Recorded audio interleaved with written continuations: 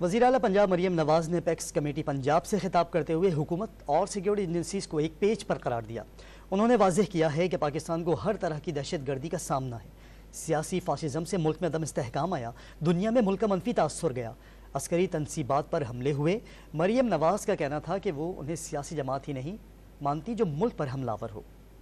جو political fascism ہے، جو that has turned into terrorism,